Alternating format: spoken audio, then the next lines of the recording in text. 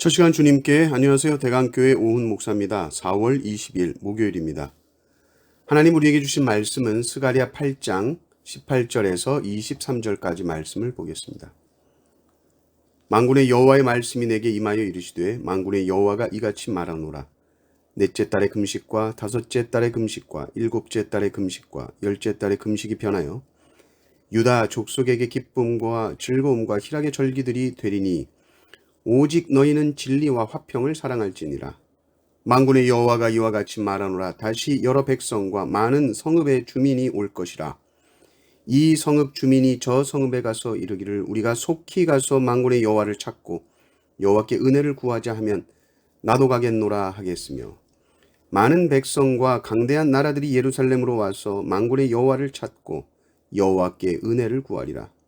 만군의 여호와가 이와 같이 말하노라. 그날에는 말이 다른 이방 백성 10명이 유다 사람 하나의 옷자락을 잡을 것이라.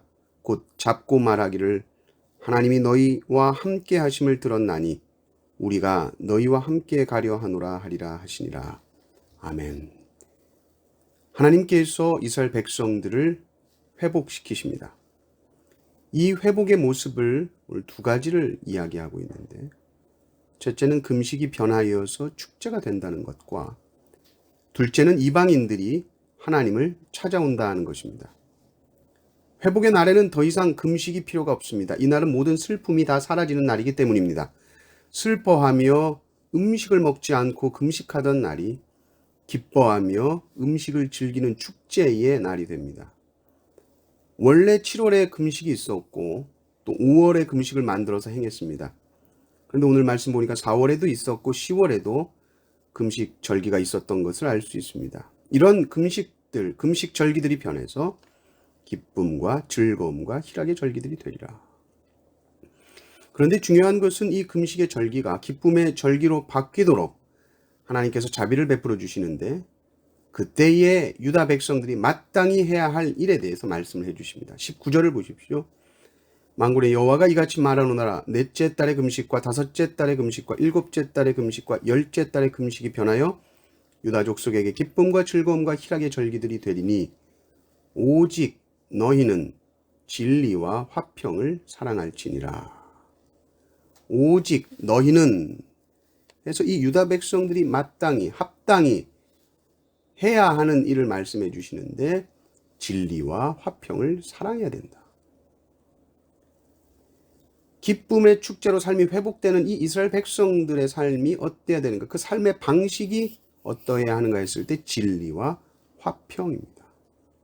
진리는 진실이라는 표현이 조금 더 이해가 잘 될 수 있습니다. 진실, 성실, 신실, 에메트라는 말입니다.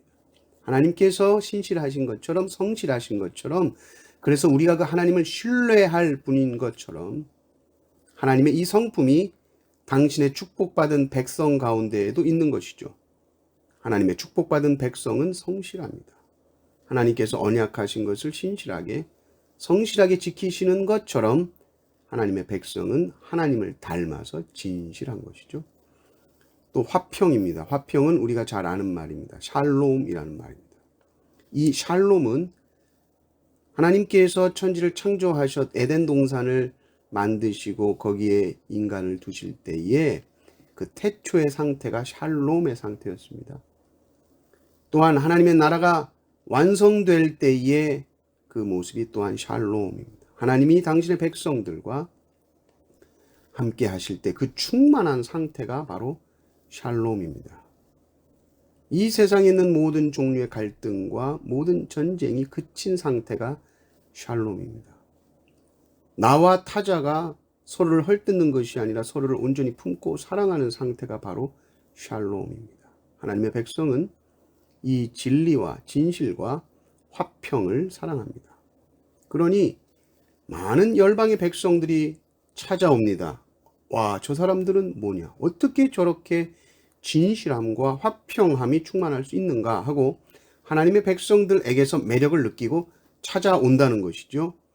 20절을 보십시오. 만군의 여호와가 이와 같이 말하노라. 다시 여러 백성과 많은 성읍의 주민이 올 것이라. 만국 백성이 하나님을 찾는다. 거짓 신들을 찾고 하나님 아닌 다른 곳에서 삶의 소망을 찾아 헤매던 자들이 하나님께로 돌아올 것이다 하는 것입니다.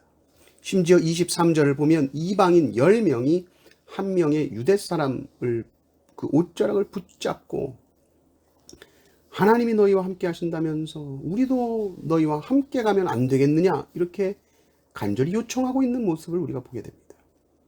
무시받고 멸시받던 하나님의 백성이 존귀하게 되는 모습을 보게 됩니다. 정말 우리가 꿈꾸고 소망하는 모습 아닙니까? 교회가 땅에 떨어져 밟히는 것 같은 세상 속에서 세상이 이 교회의 옷자락을 딱 붙드는 모습, 이 모습을 소망하는 것이죠. 10명의 사람이 우리와 함께 하시는 하나님을 그들도 만나기 원해서 예수 믿는 사람, 이 한 사람을 붙드는 일이 우리 대한교회 안에 또 한국교회 안에 회복되기를 주님의 이름으로 축원합니다. 아멘.